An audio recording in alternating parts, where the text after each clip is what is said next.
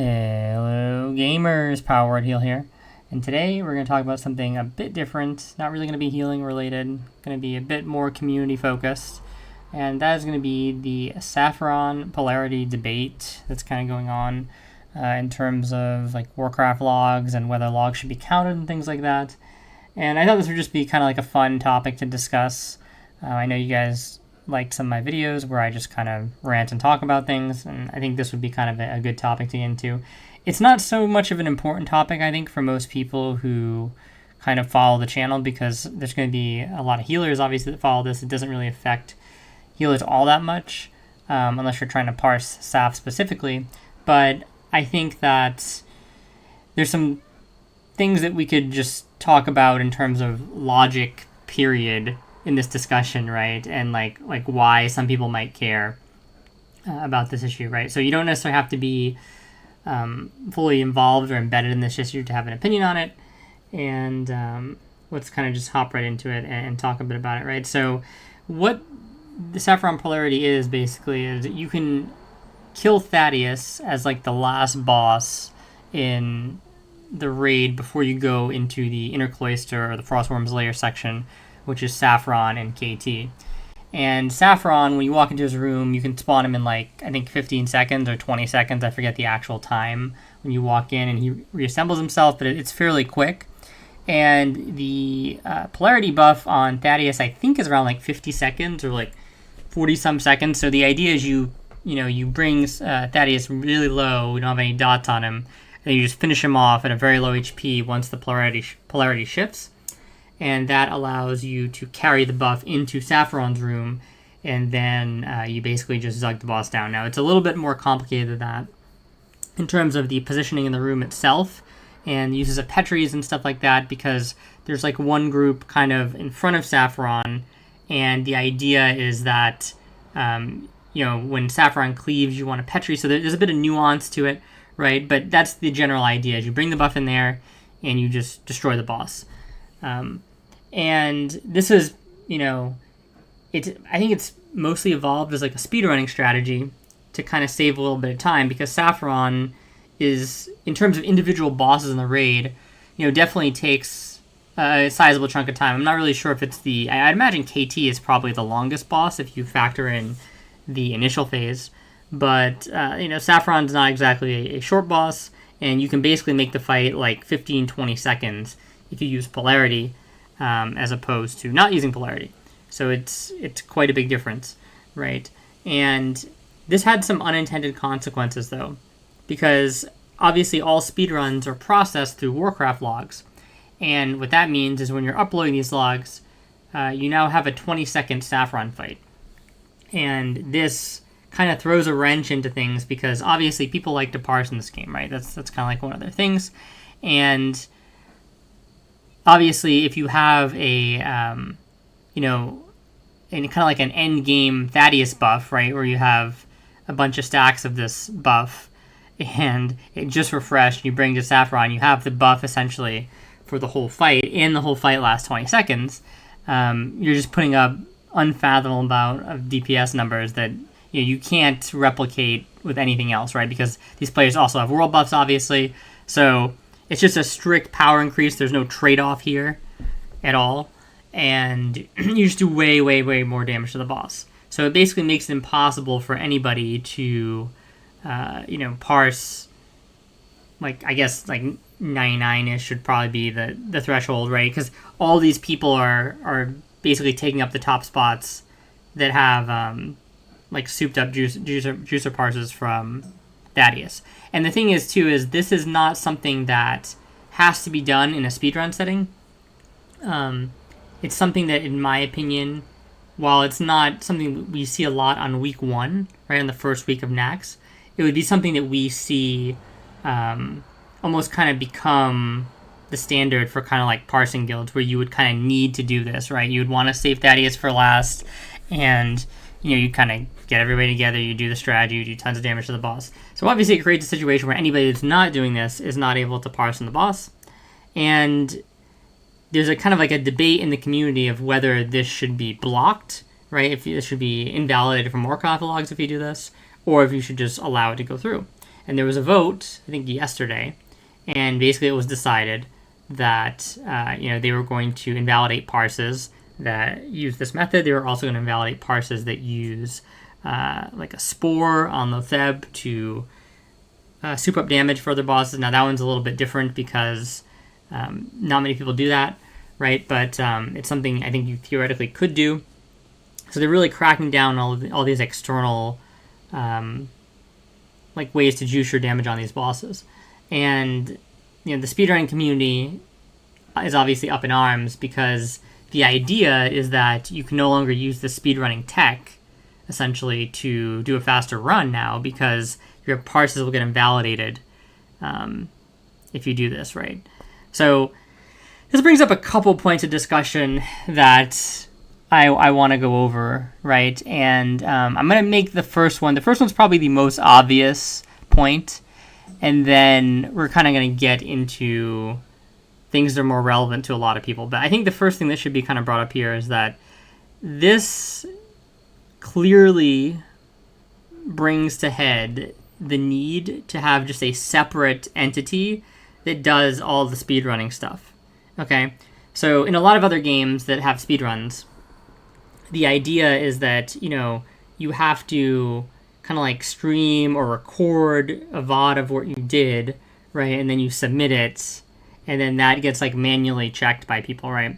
Now, right off the bat, you're going to say, okay, that's like a disaster because, you have tons of guilds trying to do speedruns, but the reality is how I would do it is I would have a website and you would just have, rankings on the website, but for the top 10 or the top 25, you could decide a cutoff, right? If you want to submit a run to maybe the top 1% or the top 0.1%, however you want to do it, you would then have to submit the VOD, okay, and show that everything's legit, show that it hasn't been spliced together, things of that sort, right? And I think this is pretty standard practice. It'd be pretty easy for most people to follow, and it wouldn't really be that much work at the end of the day because there's not that many of these top times getting posted, and when somebody posts a top time for their guild, it replaces the other time, right? So there's not really that many guilds that are competing at the top end,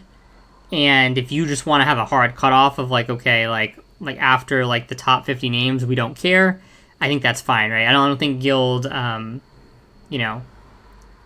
57 Horde or whatever, or like 63 Alliance really needs to have their speedrunning recorded on a website like this, okay? Warcraft logs works just fine for those cases, and to be honest, those cases are probably not even using a lot of the forbidden ban tech anyway, right? So it wouldn't really be a problem to just have those speedruns get logged on the normal Warcraft logs, and then you have like a special version of Warcraft logs that is basically like, look, if you want the fastest possible Nax, you can submit it here, right? And you can still use all these strategies and stuff like that. So I think that's like the main point to take away from this is that if the speedrunners are upset, they should really just create their own website and their own rules for this, right? You don't have to use Warcraft logs. Like Warcraft logs initially is kind of made as like an analysis tool, right? And obviously it has a great functionality in parsing, and people find that fun. And I understand that to a degree. Not shaming anybody there or anything like that, but clearly there's a conflict now, right, with how speedrunning wants to use the website and how it was originally intended to be used. So the best thing to do is just create another website. It wouldn't really be that hard, right? I'm actually surprised it already hasn't been done because there's like tons of people that are interested in doing this already. So that'd be my first suggestion. But I think that suggestion kind of almost circumvents the whole point of the conversation, right? Because the whole point of the conversation is more, in my opinion, should this be allowed, period? Because even if we remove the speedrunning aspect, right, there's still the fact of these people now have a crazy parse in the boss that other people can't get. And I think that the idea of having a standardized parse website, right, where we're trying to sort of conform to some standard is actually a good thing.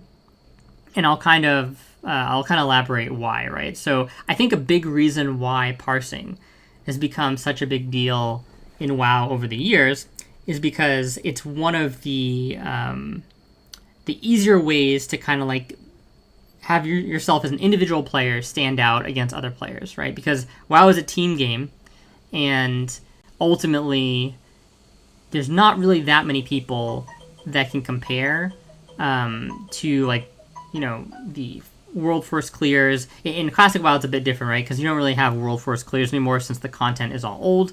But, you know, I guess like server first clears, or in the case of retail, world first clears, right?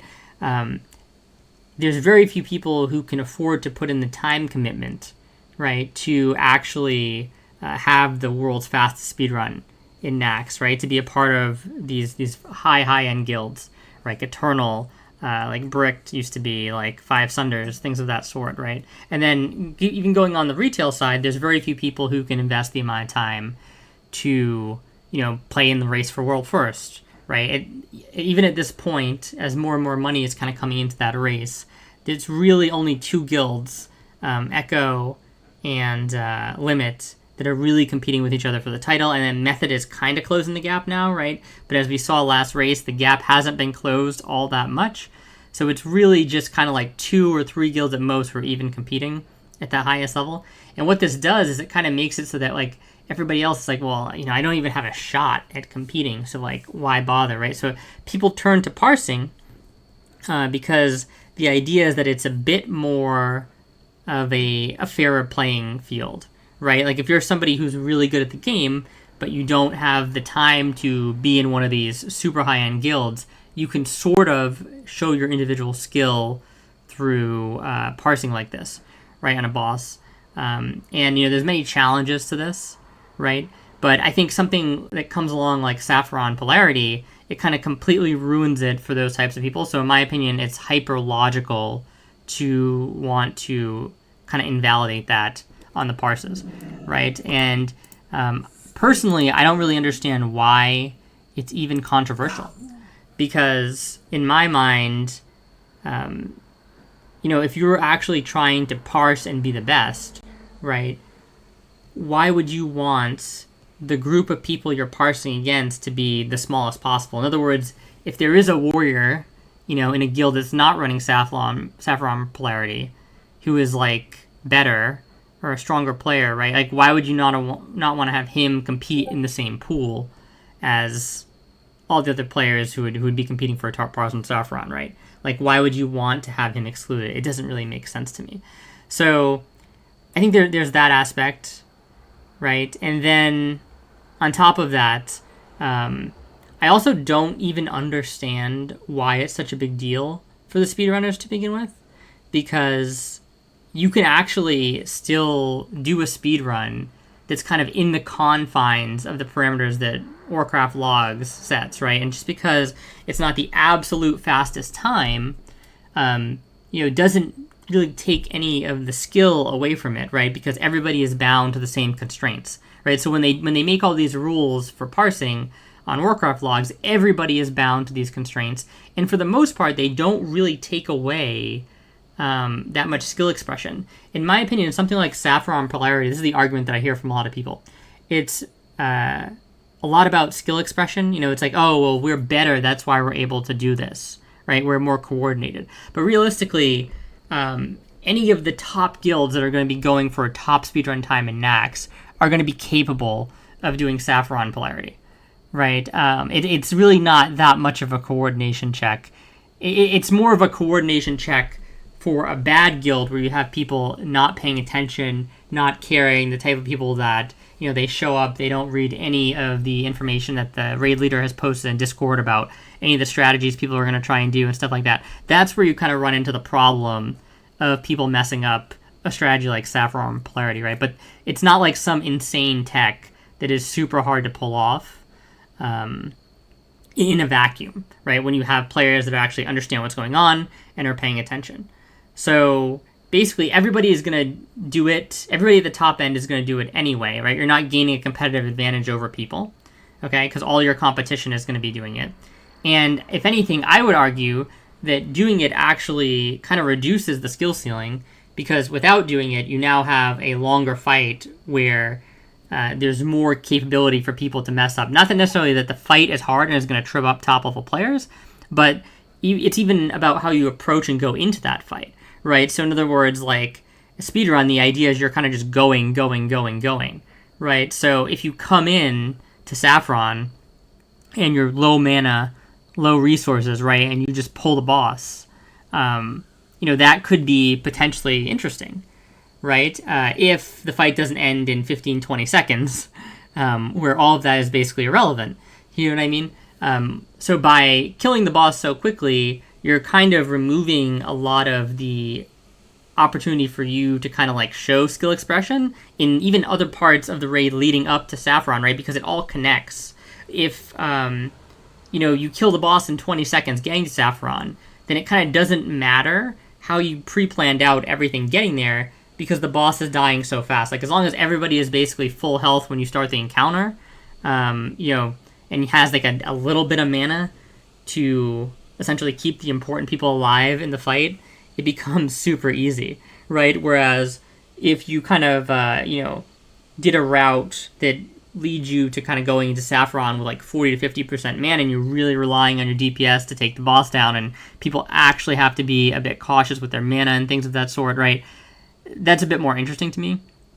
And it's just a weird concept to me, because I feel like for a lot of the speedrunning community, even though things are going to be essentially exactly the same for them, right, they're still upset in terms of the absolute overall time loss. I'm not sure if it's the fact that, somebody might post a run on like error or something where this is done, and, where the logs aren't being picked over as eagerly, and they're like, oh, we have the fastest Nax, and it includes Sapphiron Polarity.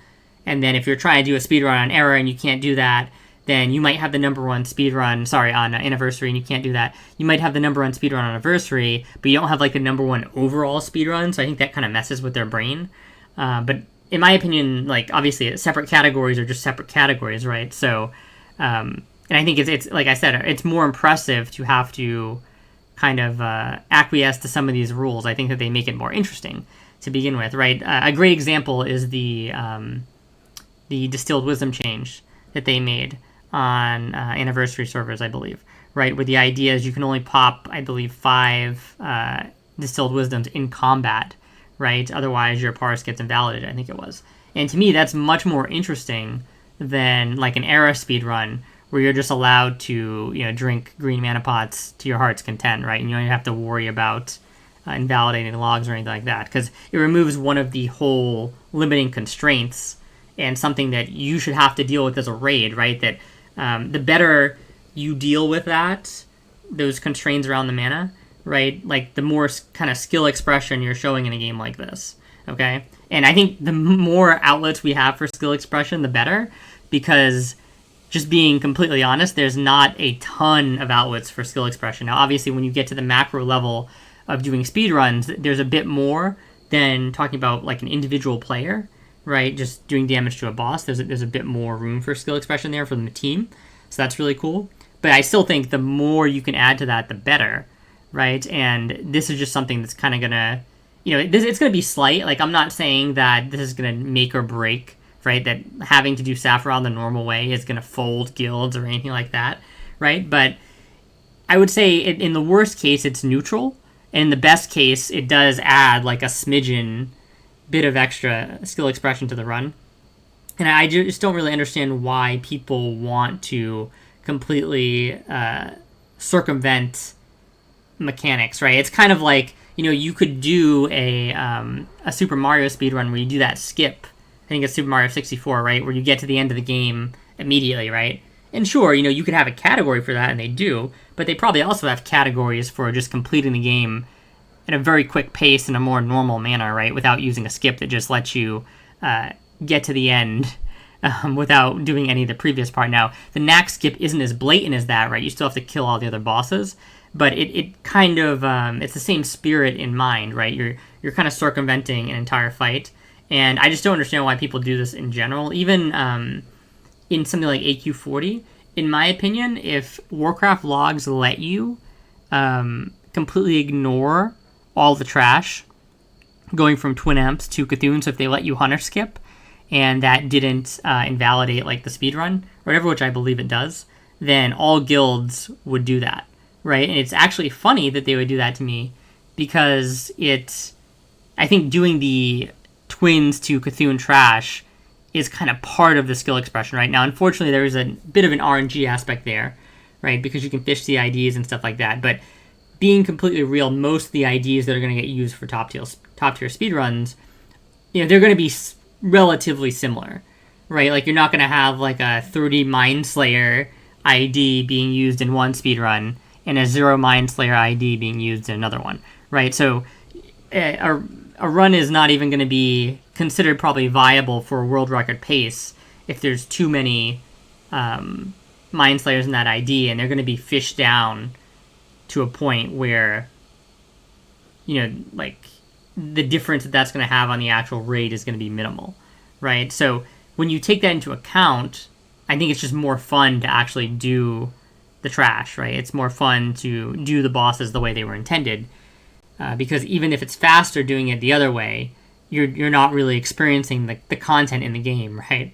So yeah, that's just kind of like my 2 cents on this, and I think it's really silly that people are upset about these rules. I think that they're very common sense, and people will say like, oh, but it's like, why do you care about us doing Sapphiron Polarity? Because it doesn't affect you, right? But I would say, it kind of does affect people who are trying to do the normal parsing on Sapphiron, right? It's because it's basically causing people to have infinitely higher DPS, and then even on healing, if you look, it's kind of like the same problem, because you can cast a couple like really, really strong heals on a 20-second Sapphiron and end up with a really insane parse that's just not going to be replicable in other circumstances. I believe if you actually go to Warcraft logs on Era and you look up Sapphiron, you can see that the top parses on that fight are all like under 20 seconds. It's like somebody casting like huge greater heals for 15 seconds. They basically pop their ZG Trinket at the start of the fight, and ZG Trinket all of a sudden becomes the best healer item in the game for parsing. I mean, it kind of already is, but like, it's really the best in this case, right? Because it's actually up for 100% of the duration of the fight, and they're just able to bomb essentially, probably at this point, max rank greater heals, because they're not going to go for the rest of the fight, because the fight's 15 seconds. You know what I mean? So all that stuff is obviously incredibly cheesy.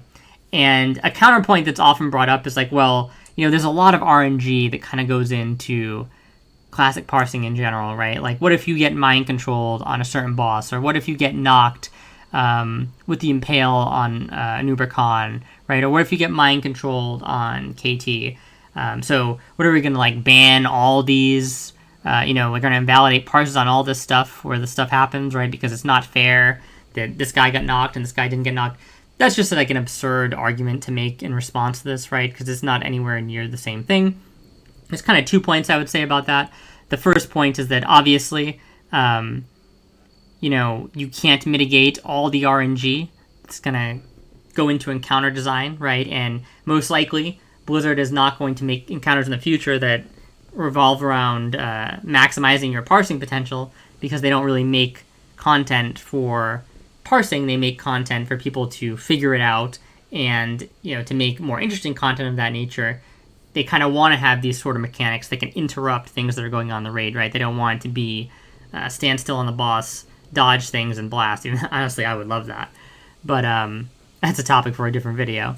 But yeah, so obviously, they're not going to facilitate that. And with that in mind, there is going to be a certain amount of RNG that occurs in every raid, right? You can't really find a way to prevent that.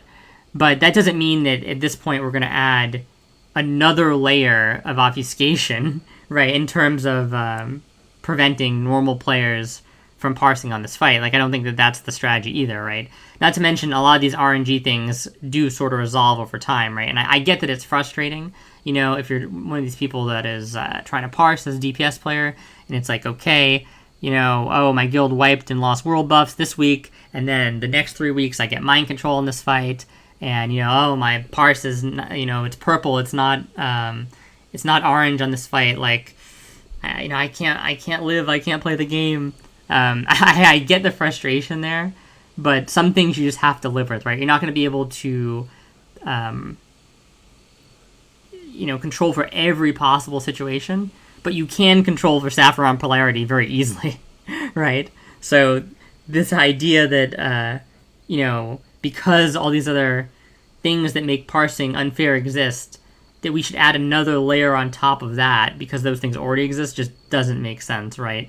And obviously, it's just much better if you just remove Sapphiron Polarity, you have people do the fights normally, and yeah, they may get unlucky sometimes with some bad RNG. They might even have 4 or 5 weeks of unluckiness, right?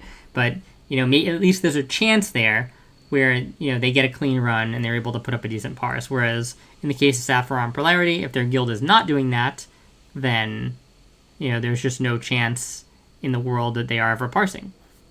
And, I think that the last point is that when you have something like Sapphiron Polarity, it very much limits the way you do things to a certain degree, right? Because now, not only does that fight have to be done that way, but you have to do that wing last, essentially, right? I mean, you could do some weird stuff, I guess, where you just do the other wings and you save that boss for last, but I feel like most people probably aren't going to do that. They're just going to do the wing last. So, yeah, I don't think it's really fun for anybody outside of the people who are doing the strategy, right? And it's kind of only fun for them because they are essentially getting an advantage that nobody else gets, right? And I understand the novelty of it. It's fun to see the boss die quick. It's fun to see the big number. But you could still do that on any given week, if you want to do it just for fun. You can still see what your DPS numbers would be in the guild. It's not like you don't have, a recount and things like that, right? But, I think it's just for the betterment of the game that we don't include stuff like this in Warcraft logs, and I don't think it's unreasonable at all. I don't see how it really harms speedrunning, because everybody is kind of saved to the same format, right? Everybody's bound by the same format. And like I said, if you really care that much, just make another website. So that's my thoughts on it. We'll do more of these videos. I'm going to try and probably keep one out every day, either something about Naxx or just something about the game state in general, or Classic Plus, as we kind of, get away from Classic Anniversary. So if you like this, comment, subscribe. Thank you guys for watching, and I will talk to you next time.